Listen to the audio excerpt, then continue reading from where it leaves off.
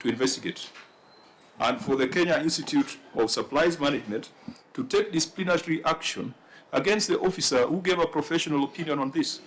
That was a recommendation, and EACC, I hope you have this also in your matrix. So we'll leave it to you, but then again, you can see that we are clogging the EACC unnecessarily with things that perhaps could have been explained at audit.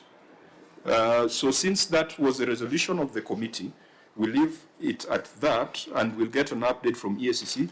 Senator, you have also mentioned that you're aware investigations are ongoing. So you need to do something around your procurement practices. It's either it is, unless you are the one who has designed it to fail. But from the look of things, it's going to invite a lot of queries and investigations into your organization. Is the governor's residence complete? I think so now 98% complete. Since 2019?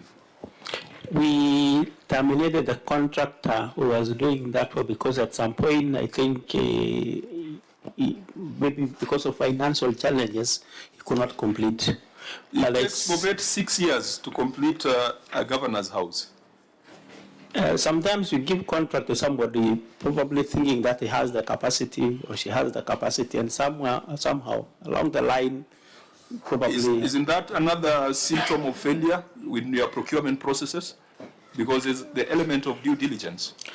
You know, they present very nice documentations, and when you visit some of the structures that they have completed, they look nice. And even there is a case of one contractor that you gave a preach. He did one excellent work, but when we gave him a second one, it got stalled along the line.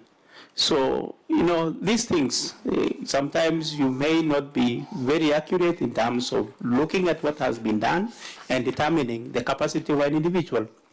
You are in the same WhatsApp group with Turkana when it comes to building of governors' houses.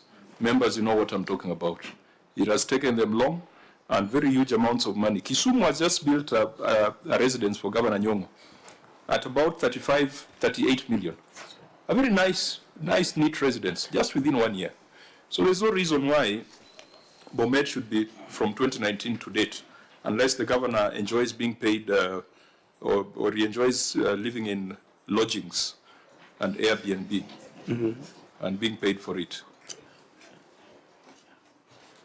Not receiving anything for that, Chair, maybe for record. Members, we have a member of the speakers panel here, so he will not allow us to go too far. It's just because we started our meeting a little bit late, but we must deal with this thing of your wage bill. Governor, your wage bill is at 50% of your total revenues. Is that the case? Correct, Chair. Why is that the case? Of course, probably I will talk of the measures to reduce, because that is the position.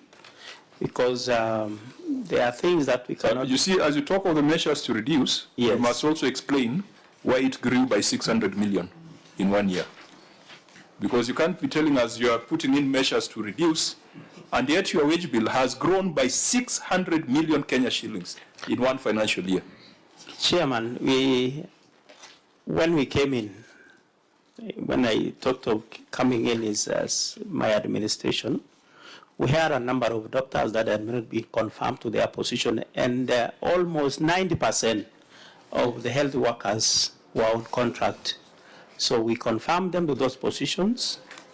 We are not also confirmed the ECD teachers to their position. We confirmed them to their positions.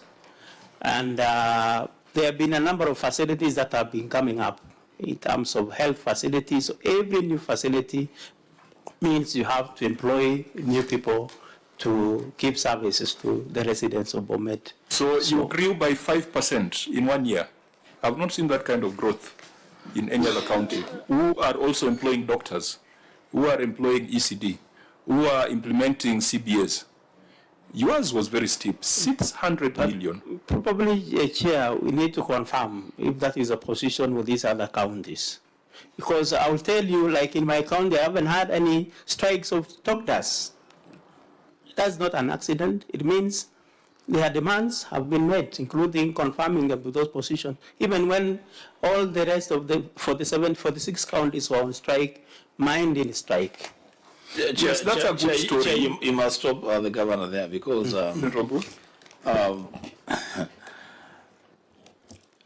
doing a good job must be done within the law.